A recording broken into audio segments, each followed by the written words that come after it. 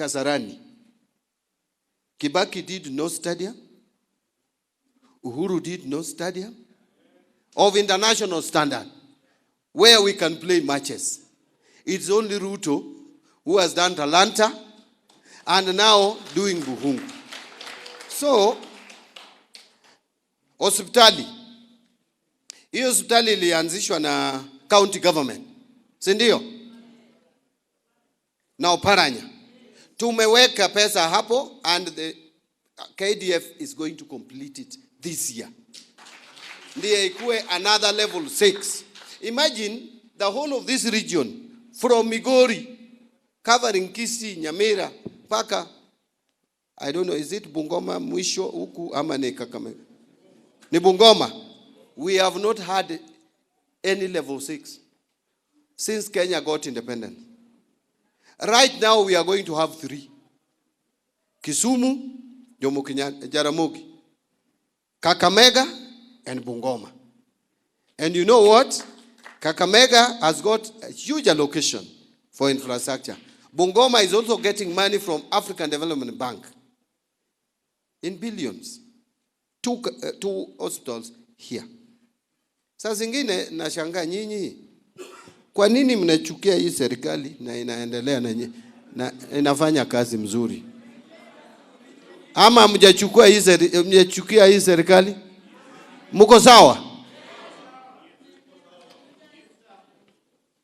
But so I want to give you my word. The roads that are ongoing, we will make sure we put more money on those roads. I will talk with my colleague, and he's a very listening minister, Chirchir. We put money. I will tell him we prioritize those roads which have taken years to conclude. And all roads are stalled. Uhuru left all roads in this country stalled. Akikuja hapa naona mnashangilia yes, and I don't even know. But I think when someone leaves office, people forget, which is okay. Because I will also leave office, forget about the bad things I've done. But the truth is that road construction in this country is stalled. It is this government which has restarted the roads. Sendio? And we will make sure that these roads are completed so that Kenyans get services. Let me move quickly because sijaingia maneno ya siasa hapo. I think I've addressed, in fact, what I did was to address most of these things in my discussion around the national infrastructure and around privatization. But there are specific things like women empowerment, water, allocation to water resources. But you see, for Kakamega town, see, I have been helping you through my ministry, Floka. You are going to have some water running. We will fast track that process. I don't know whether it is complete or it is nearing completion. It is nearing completion. Hapo mungenipigia makofi bwana. Hiyo ni pesa imetoka kwa National Treasury tukipartner na county government. Si ndio? County government wameweka, lakini national government imeweka zaidi. Sasa makofi ni yangu. Ya pili ni ya Governor Barasa. MCS, PW, we have taken note of all the issues that you have raised. I just want to conclude now because tumekaa hapa sana.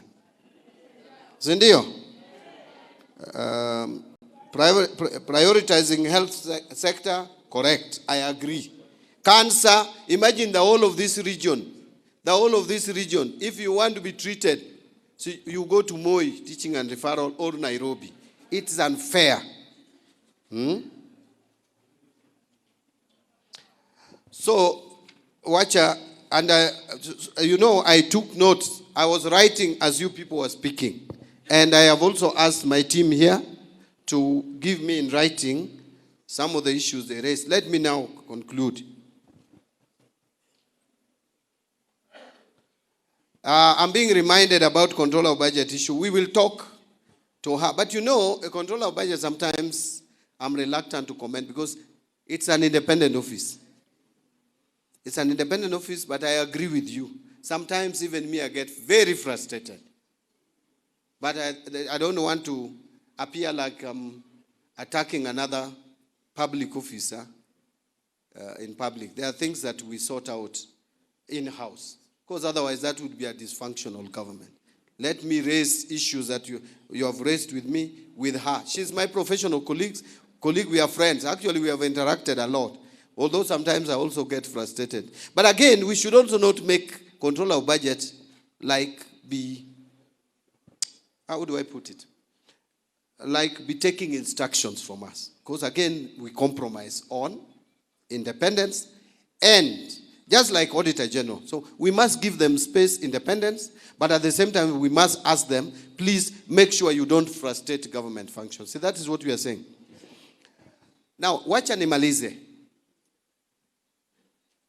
Na nikikuchokoza, please forgive me. If I make you angry, please just forgive me.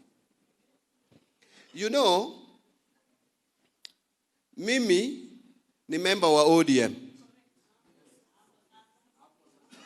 And I'm not about to leave. So those of us in this room who are members of ODM, allow me to speak to you. Let me tell you, if we want to remain relevant, because I have looked at the demographics of this country and nothing tribal. That is the reality. We are still wired on those ethnic lines. There are people who have bigger population than us. Our unity is what makes us relevant. If we start creating small village parties, we are heading nowhere. We are heading nowhere. I would tell you without blinking an eye. If you want to manage people, divide them. Divide them.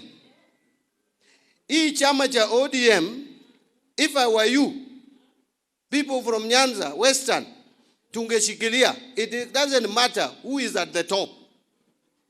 It can be a lawyer today, a lawyer tomorrow, a lawyer today, a lawyer tomorrow, or even someone from the coast.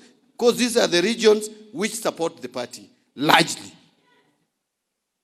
So long as our unity gives us a bargaining power. If there are mistakes we have committed in the past, let us sit down and say, yes, Mbadi, we gave you this thing and you only thought about Homa Bay. We are removing you and giving it to Barasa. So that we see if Barasa is also only thinking about Kakamega. What I am saying is, why don't we remain a people? Because we are united. You can choose your friends, you can choose your but you can never choose your neighbor. It is God who gives you your neighbor. We are neighbors as not a community, but as communities living here. You know, I have been reading about the history of the lawyers. And I'm also reading about the history of the Luos. There's a gentleman who has written something. Sometimes you ask yourself, are these lawyers not Bantus? Are you not Bantus? Are Luos not Nilots? But how come these two communities have a way of understanding each other? How come lawyers don't understand Kambas as they understand Luos? And they are both Bandus. How come Luos cannot understand Turkanas the way they understand lawyers? It's because God put them together and they decided to marry. Mpaka sasa hata the face of marriage imefanya, the face of a lawyer and a Luo, you can never tell. Nilikaa hapa, mnasema ati hata ukiangalia sura ya Mbadi ni ya Mluya direct. Hata jina ni hivyo. So let me tell you, and this is not anything ethnic. The people from this region, the best we can do is to still remain intact. Even if we have more than one party, let those two parties or three parties work together. But if we cheat ourselves that we can put ourselves in some cocoons and corners, that Luos now remain alone. And that is why I am very unhappy with the Luos who think ODM belongs to the Luos. Because even if we have had parties which belong to Luos before. Where did those parties take us? We had a party called KPU. It was largely for the Luos. We had NDP, which was led by Raila Odinga. I don't want to talk about Ford and Ford Kenya because they were a bit national. NDP was purely a Luo party. Raila had to look for ways of expanding, and then we got to ODM. We became national. We have Coast, we have Western, we have Nyanza, we have Turkana, we have Masai, we have Northeastern. Then now we want to split again and form ourselves into small cocoons because of unnecessary fights. Some people going to Sijui Wamunyoro. Wamunyoro has declared that he doesn't want to think about any person. His mind is fixed in Mount Kenya. It is Mount Kenya. Mount Kenya, even schools, he's saying national schools which are in Mount Kenya, Aluya should not go there. That is what he's saying. Why do you want to work with such a person? Who is telling you any school in Central, Alliance should belong to them? And we know Alliance has been funded by our taxes. That is what has made Alliance Alliance. That is what has made Mangu Mangu. That is what has made Maseno Maseno. It is not the money of the Luos which have made Maseno what it is today. How many Luos have contributed to the development of Maranda? It's national resources. Your children who go there make the population big. Capitation goes there. Capitation ni pesa hata ya Turukana iko hapo.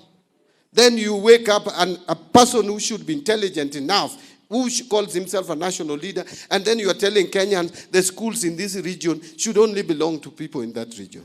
Shame on him. And then you find some people coming from this region also want to form an alliance with such a person. Even if you hate Ruto, you better stay on your own. Even if you hate Ruto, please stay on your own. When they ushindwe hapo peke yako, you win your seat at independent. Unakasi kuna independent MPs in parliament. But it is a shame to think of working together with people with such a mindset. I don't know kama nimekosea mtu, lakini that is what is in my mind and I have spoken it. So let me wind up by saying, let us work together. Raila left us. He's gone. We will not bring Raila back. Whether we like it or not. We must look for replacement of Raila. And that replacement of Raila will not be a Raila. Will be another person. And there is no leader who has no weaknesses. All of us have weaknesses, including Raila himself.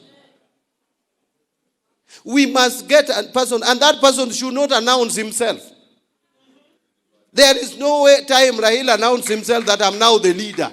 We made him the leader. He became our leader. We followed him religiously. Whatever he told us to do, we did. Jump, we jumped. Go left, we went. Go right, we went. So it is you to look for a leader amongst us, and we are many. Just identify. Get that leader in front. It doesn't have to take a day. It will take months. It will take years. But we'll get a leader. Raila did not become the leader just immediately. In fact, there were people who Kenyans thought would take over Ford Kenya and lead. We had Kijana Wamalwa, he led for a period. We had Orengo, we thought he would lead. Orengo didn't lead. Raila led because God chose him and people saw him and people followed him. A leader is going to emerge among us. We will see him, we'll identify him, and he will lead the people. In the meantime, what we need, unity. What we need is what? Unity. Sawa sawa. Kama nimekosea mtu, tafadhali mnisamehe. 2027, we are going into election. If you look at this election of 2027, the battle line is already drawn. There is a team here with Ruto and another team with this other opposition. We have to choose where to strategically position ourselves. And as we go there, we must also tell whoever we are going to, and I think it is Ruto.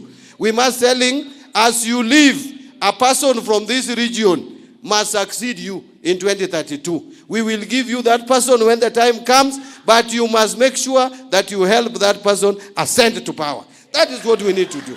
Otherwise, asanteni sana, nimeongea mengi sana, mtanisamehe, but it is because I've never come to Kakamega, bunge la wananchi.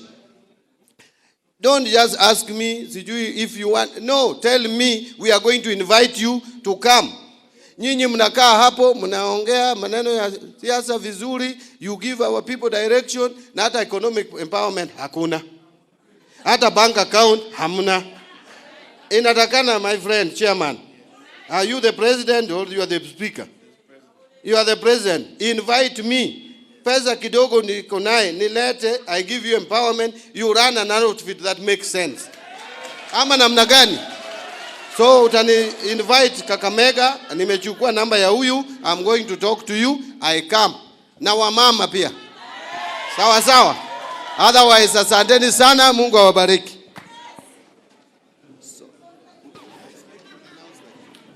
I hope you guys, you sit because you have to be sorted. Sindio?